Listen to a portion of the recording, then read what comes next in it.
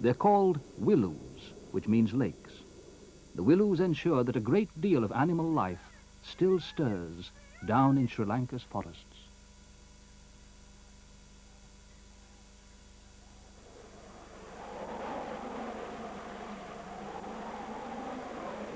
Like every other wild place in Sri Lanka, the willow depends on the coming of the monsoon.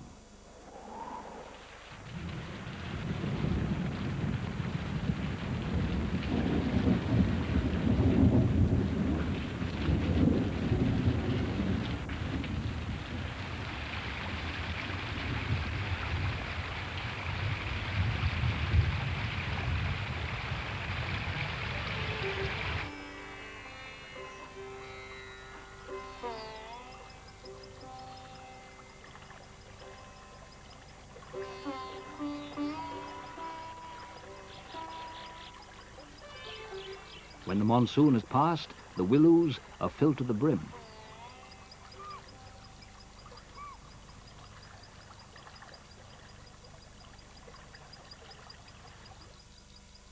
This is how a willow starts its year, once the monsoon has passed, with very little living space left between the water's edge and the trees.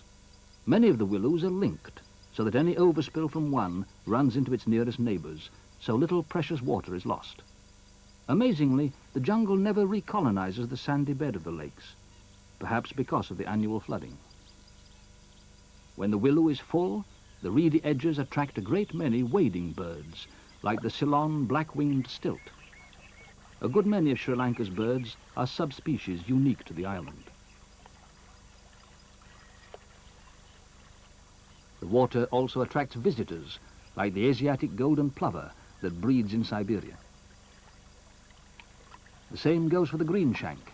It nests in northern Europe and Asia. A wader about the size of a sparrow. It nests on the tundra and visits the willow to escape the Russian winter. It's by no means only bird life that stirs down in the forest around the life-bringing water.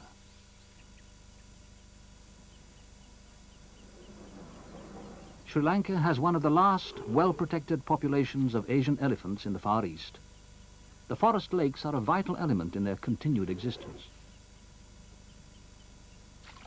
The water buffaloes, domestic stock gone wild, appreciate the facilities too.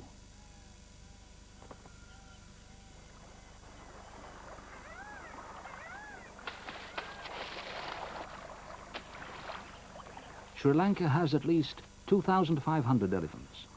It's a remarkably high number for a small, overcrowded island when you consider the world total for this threatened species is probably only 40,000.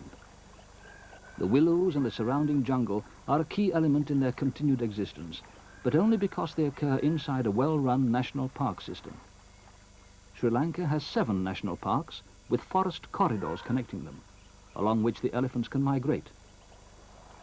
Though Sri Lanka is clearing huge acreage for agriculture, the elephants in these areas are being moved or driven across country into the parks. The willows will play a vital part in keeping them there.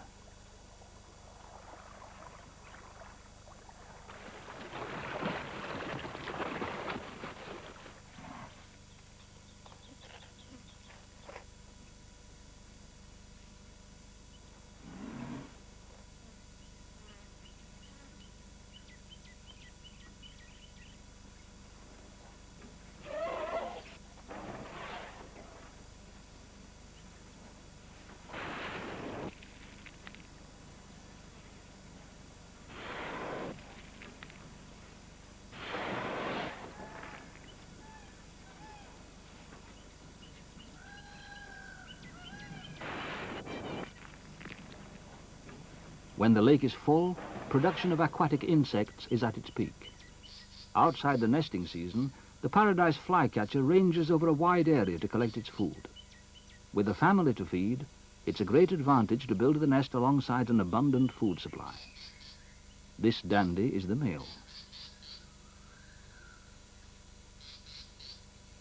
The flycatcher's nest is a beautiful little cup bound with cobwebs and often decorated on the sides with spiders' egg cocoons. It's usually built on a bare, downward-hanging branch without any attempt at concealment. The other dandy of the willow is a far more familiar one.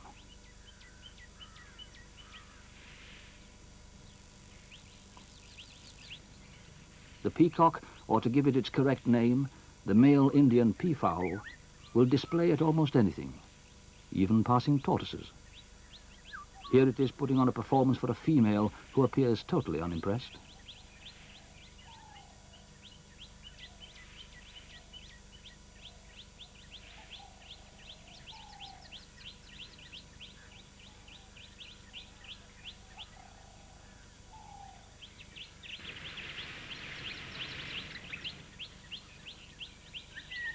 Young birds display too, even though they haven't yet grown the necessary fine feathers.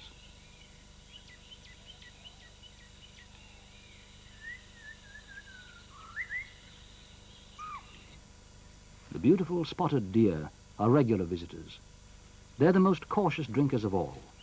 They know the jungle lakes are the favorite hunting grounds of their arch enemies. Sri Lanka's national parks, especially Wilpatu, named after the many jungle lakes it contains, have a large population of leopards, and the deer know it.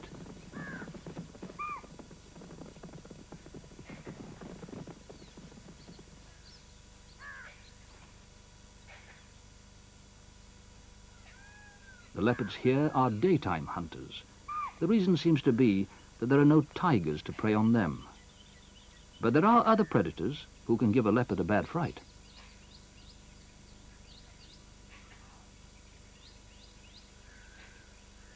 A 20-foot python is quite capable of catching and swallowing a deer. So when a leopard comes upon the snake on the edge of the jungle, it understandably does a double take.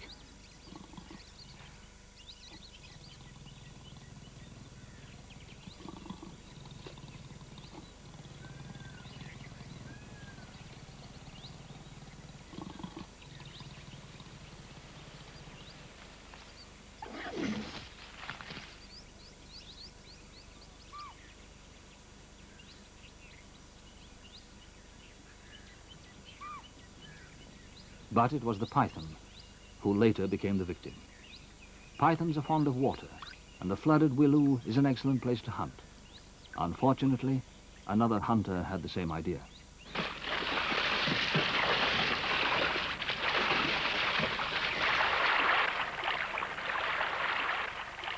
A 12-foot marsh crocodile, locally known as a mugger, can easily mug a big snake. Once it has grabbed hold, it shakes and chews the python to death before it can throw a coil around its attacker.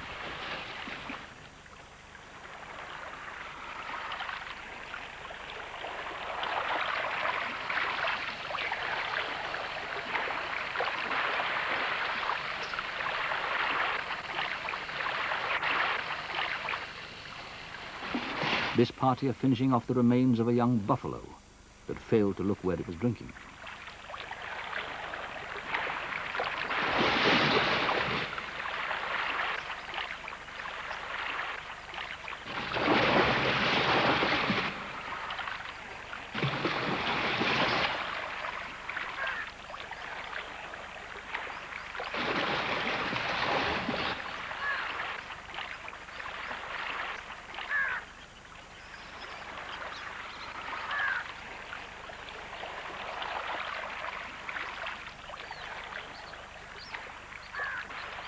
Nothing comes amiss to a mugger as changed from their habitual diet of fish.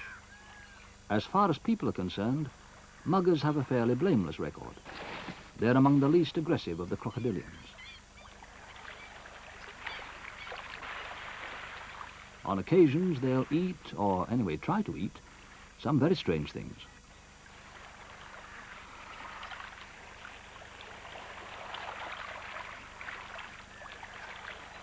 Even equipped with one of the world's most formidable set of nutcrackers, that mugger is going to have quite a job to eat the tortoise, unless, of course, it swallows it whole. Its tactic will probably be to drown it and eat it later.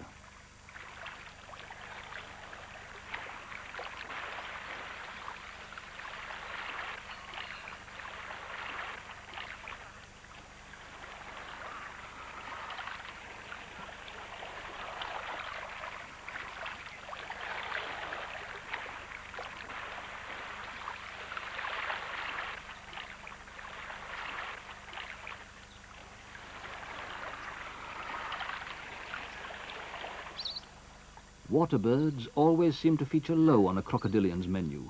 Nevertheless, the tree duck, or whistling teal, keeps its large family of ducklings in close convoy. They're just too tempting to lurking muggers.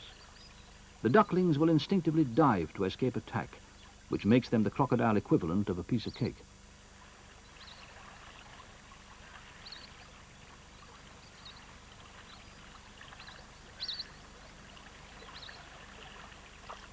Small muggers cruise hopefully, but the convoy system proves effective. Soon the water level in the Willow will begin to sink.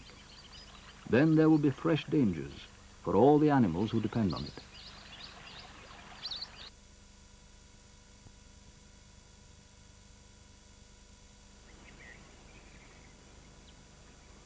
A month after the end of Sri Lanka's monsoon rains, the water in the Willow starts to fall. The wildlife that comes to drink there now faces a constantly changing situation, and one that is increasingly dangerous.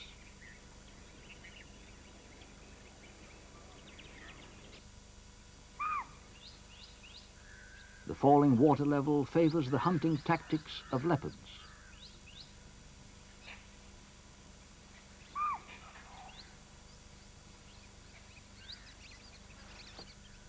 The spotted deer, who are the leopard's main prey, now have to move further from the sheltering jungle to reach the water.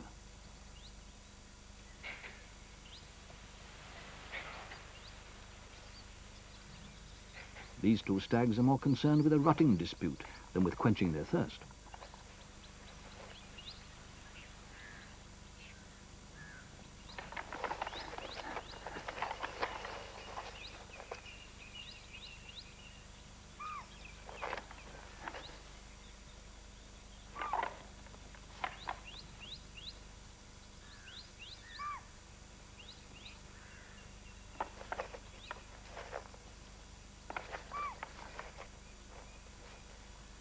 You'd think that the amount of open ground exposed by the falling water would favor the prey, but a stalking leopard can make itself practically invisible in the sparsest cover.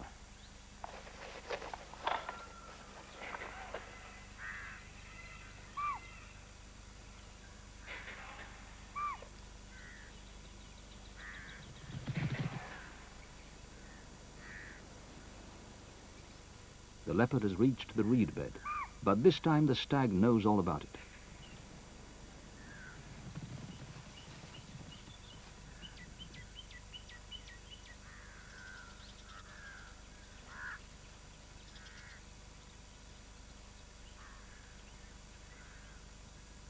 Like all big cats, the leopards score a high proportion of misses before they chalk up a success.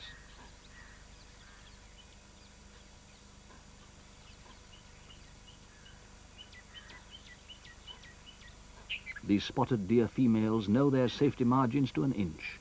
Now that the leopard has given itself away, they feel quite safe. The willow is food and drink to a hunting leopard. This time, it has to be satisfied just with the drink.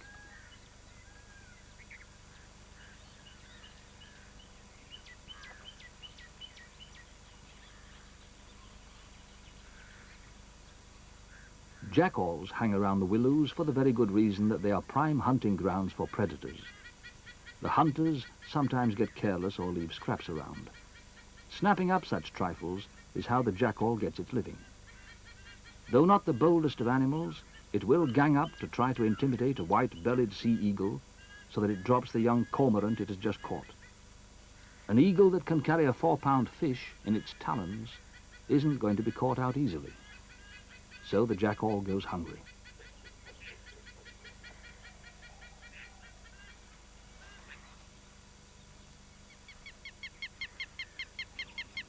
As the water in some of the smaller forest lakes drops, terrapins travel long distances across country to find one more to their liking.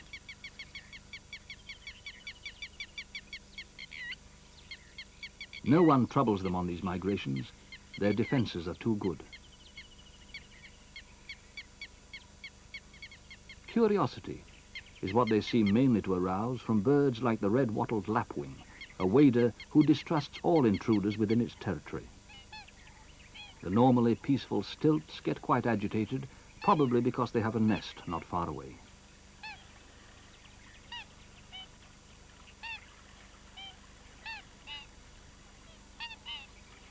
The terrapin's journey really was necessary.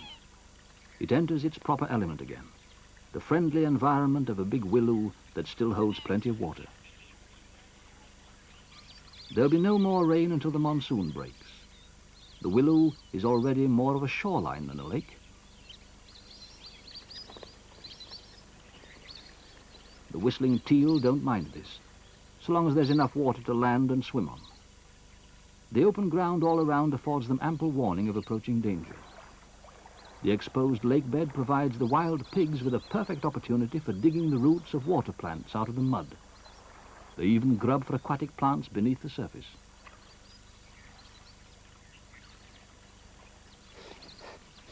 A family of piglets learns how to use its nose in perfect rooting conditions.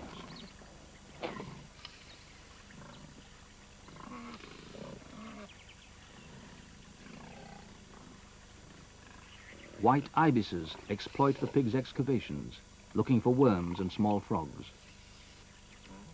There's an even better time coming for the pigs when the lake becomes little more than a mud wallow. The rotting vegetation left by the fast evaporating water provides a banquet for the teal. They're versatile feeders. They can dive for food, dabble on the surface, and they often play havoc at night among the villagers' rice paddies.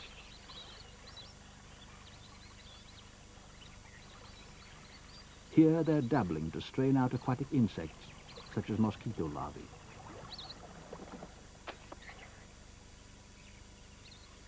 The once expansive willow is fast becoming a mere puddle. Competition for the remaining facilities will soon become intense. The wild pigs are perfectly happy with their situation.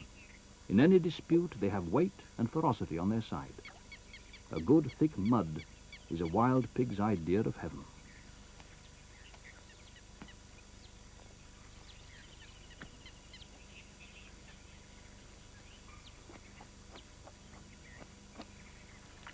In these conditions, concentrations of floating waterweed provide ideal camouflage for a mugger with sinister intentions.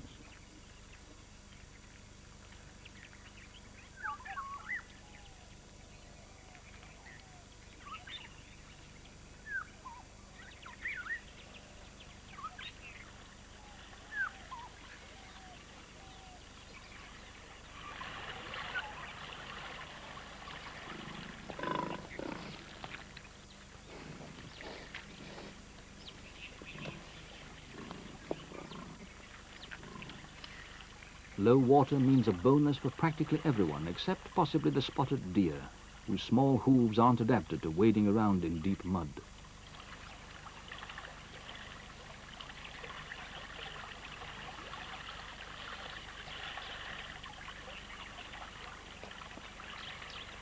But it's the fish eaters who do best out of the final drying up stages of the willow.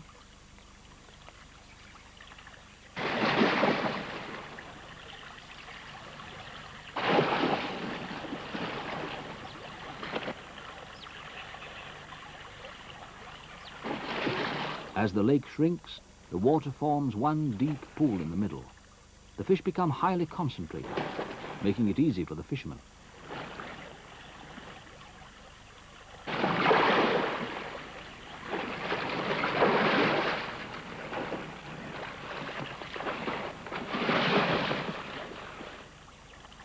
You can understand fish-eating birds queuing up to catch tiddlers, but the quarry seems far too small to excite the larger crocodiles.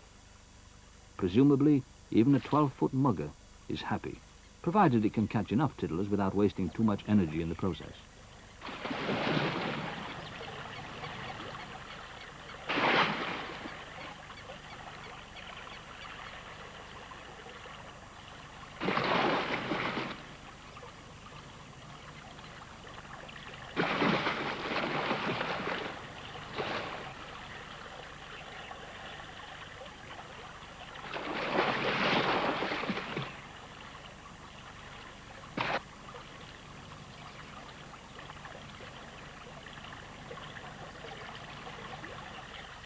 What the muggers are doing is rather like trawling.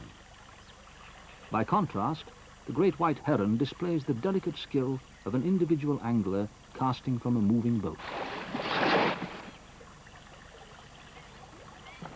The bird doesn't lose its cool, even when its peaceful fishing punt turns out to be a trawler.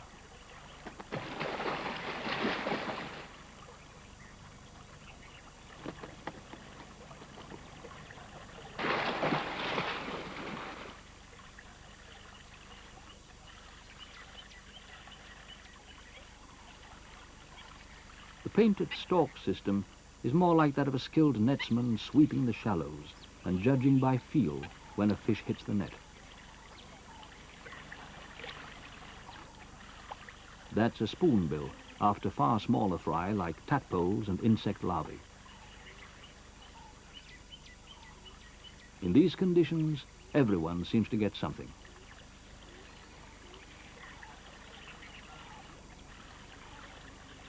As long as there's some water left, the willow continues to provide for an astonishing variety of wildlife.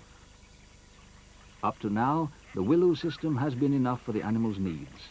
Now, with increased protection of wildlife, pressure on these jungle lakes is increasing. So the parks are enlarging and deepening selected willows. All that matters then is that the monsoon arrives on schedule. Fortunately, it has very seldom failed.